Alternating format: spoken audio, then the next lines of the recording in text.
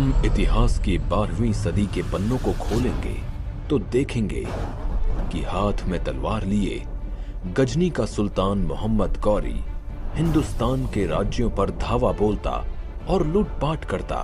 वो चाहता था कि गजनी सबसे धनी देश बने और हिंदुस्तान की तरह सोने की चिड़िया कहलाए।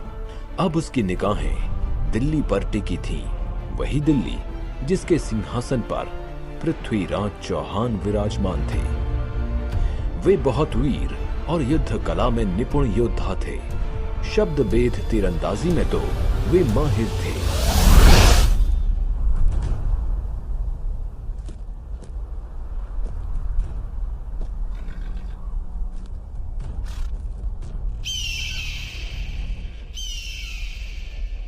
हमने बड़े से बड़े राज्यों को जीता है, लेकिन जितना खजाना दिल्ली में है उतना कहीं और नहीं। अगर हम दिल्ली के खजाने को लूट लें तो हमारा मुल्क सबसे धनी मुल्क बन जाएगा और सोने की चिड़िया कहलाएगा। सुल्तान, माफी चाहता हूँ, लेकिन दिल्ली के शासक पृथ्वीराज चौहान युद्ध कौशल में माहिर हैं। उनको पराजित करना लोहे के चने चबाने जैसा होगा। तो ठीक है, हम भी पृथ्वीराज चौहान की वीरता देखना चाहते हैं। सेनापति, दिल्ली पर हमला करने की तैयारी करो। इधर दिल्ली के शासक पृथ्वीराज चौहान जो सिंहासन पर विराजमान हैं, उनके कानों तक युद्ध की सूचना पहुंचती है। महाराज की जय हो। अभी अभी सूचना मिली है कि गजनी का सुल्तान मोहम्मद गौरी दिल्ली पर आक्रमण करने की तैयारी में है।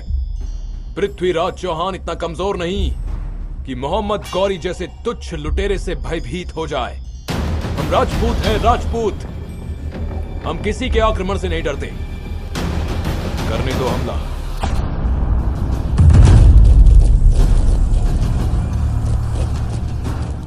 जोश में गौरी दिल्ली पर हमला बोल देता है।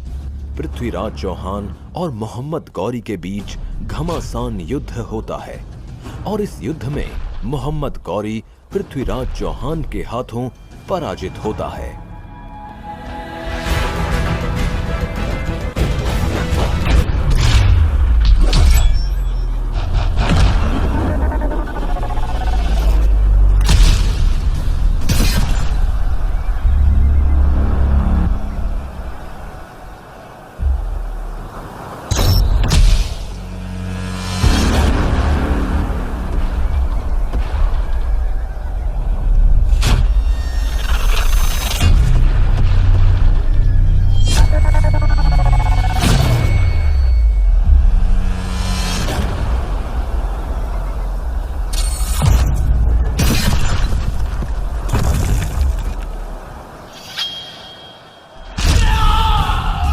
अब बंदी बना गौरी पृथ्वीराज चौहान के सामने सिर झुकाए माफी की भीख मांगता है। पृथ्वीराज, मैंने दिल्ली पर आक्रमण करने की जो गुस्ताखी की, उसके लिए मुझे माफी दो। कहते हैं कि हिंदुस्तान के सुल्तान दुश्मनों को भी माफ करने का हृदय रखते हैं। तुमने ठीक सुना है। हम निहत्थे पर वार नहीं करते, चाहे वो हमारा शत्रु ही क्यों ना हो। हम तुम्हें भी माफ कर सकते हैं, लेकिन तुम्हें वचन देना होगा कि दोबारा आंख उठाकर भी भारतवर्ष की तरफ नहीं देखोगे। खुदा की कसम सुल्तान, खुदा की कसम, मैं भारत को कभी हानि नहीं पहुंचाऊंगा। महाराज, वैसे तो मैं राजकवि हूं, फिर भी मुझे लगता है कि गौरी को क्षमा नहीं बल्कि मृत्यु दंड देना चाहिए। मृत्यु दंड। चंद्र बरदाई, आप राजकवि के साथ साथ हमारे मित्र भी हैं। हम आपके सुझाव का सम्मान करते हैं, लेकिन अपनी गलती सुधारने के लिए हर किसी को एक मौका तो मिलना ही चाहिए। इस तरह क्षमा दान पाकर मोहम्मद गौरी गजनी वापस लौट आता है, लेकिन वो अब भी अपनी हरकतों से बाज नहीं आता। वो दिल्ली के खजाने को पाने के लिए षड्यंत्र पर षड्यंत्र रचता रहता है। पृथ्वीराज चौहान से ईर्ष्या करने वाले सिर्फ मोहम्मद गौरी जैसे विदेशी मुल्क के सुल्तान ही नहीं, बल्कि हिंदुस्तान के राज्यों के सम्राट भी थे। कन्नौज के राजा जयचंद पृथ्वीराज की ख्याति देखकर उनसे ईर्ष्या करते और उनका अपमान करने का अवसर ढूंढते रहते थे। हम चाहते हैं कि हम अपनी पुत्री संयोगिता के स्वयंवर का आयोजन करें। उस स्वयंवर में पृथ्वीराज चौहान को छोड़कर भारत के सभी सम्राटों को निमंत्रण दिया जाए। जब संयोगिता को इस बारे में पता चलता है तो वे अपने पिता के पास जाती हैं। पिताश्री, मैं दिल्ली के शासक पृथ्वीराज चौहान को अपना वर मान चुकी हूँ, अतः उन्हें स्वयंवर में आमंत्रित करना होगा। असंभव, ऐसा कभी नहीं हो सकता, कभी नहीं। मैं अपने शत्रु के साथ तुम्हारा विवाह कभी स्वीकार नहीं करूंगा। पिता से अस्वीकृति मिलने पर संयोगिता ने गुप्तवश सखी के पति के हाथों पृथ्वीराज चौहान को प्रेम प्रस्ताव के साथ स्वयंवर में आने का निमंत्रण पत्र भिजवा दिया।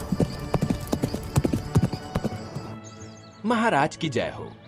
कन्नौज की राजकुमारी संयोगिता ने अपने स्वयंवर हेतु आपको निमंत्रण पत्र भेजा है। जाकर राजकुमारी संयोगिता को सूचित कर दो कि हम अवश्य आएंगे। इधर स्वयंवर की धूमधाम से तैयारी हो रही है। इस स्वयंवर में पृथ्वीराज चौहान का एक पुतला बनाकर द्वार पर खड़ा कर दो, ताकि सब जान सकें कि पृथ्वीराज चौहान हमारा द्वारपाल है।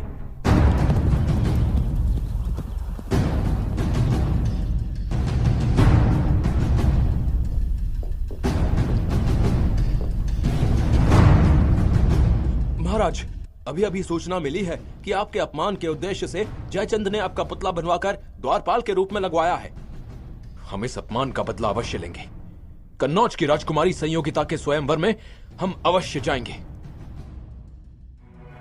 आज कन्नौज के राजमहल में संयोगिता का स्वयंवर है। हिंदुस्तान के कई सम्राट उपस्थित हैं। संयोगिता जयमाला के लिए सभी सम्राटों को अस्वीकार कर आगे बढ़ती हैं और पृथ्वीराज चौहान की प्रतिमा को देखकर रुक जाती हैं।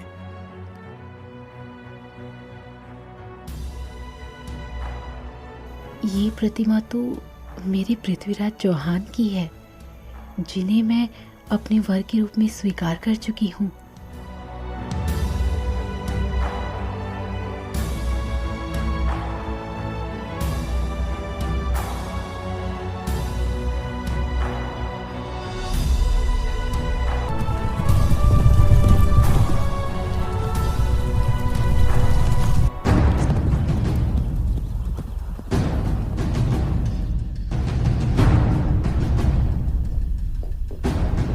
संयोगिता ने मेरी प्रतिमा को जयमाला पहनाई, अतः ये मेरी पत्नी हुई। इस अधिकार से मैं इन्हें ले जा रहा हूं। यदि किसी सम्राट में साहस हो तो मुझे रोक ले।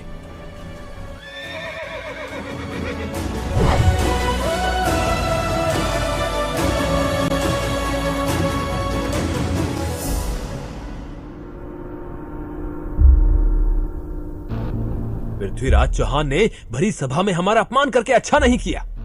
इस अपमान का बदला हम बड़ी से बड़ी कीमत चुकाकर भी लेंगे। क्षमा करें महाराज, लेकिन हम अकेले पृथ्वीराज चौहान का सामना नहीं कर सकते। एक ऐसा व्यक्ति है जो हमारी सहायता कर सकता है।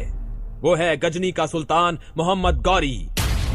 मैं गौरी के साथ संधि कर पृथ्वीराज चौहान को नष्ट कर दूंगा और दिल्ली का शासक बन जाऊंगा। मंत्री जी, शीघ्र ही हमारा संधि का प्रस्ताव गौरी तक पहुंचाइए। संधि प्रस्ताव लेकर जयचंद का दूत गजनी के सुल्तान मोहम्मद गौरी के पास जाता है।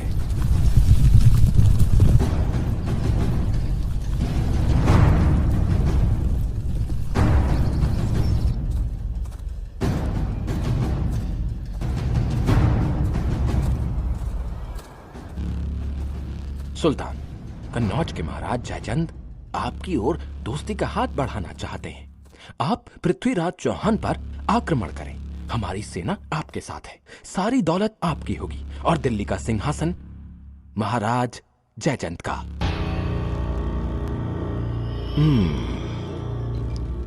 सम्राट जयचंद से कहना कि उनका प्रस्ताव हमें मंजूर है। वो दिल्ली कूच की तैयारी करें।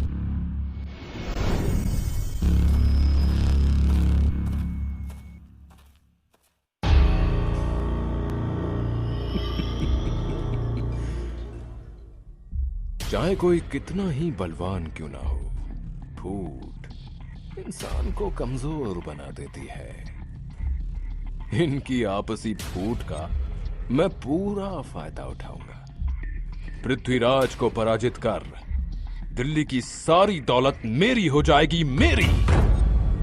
अब गजनी सोने की चिड़िया कहलाएगा।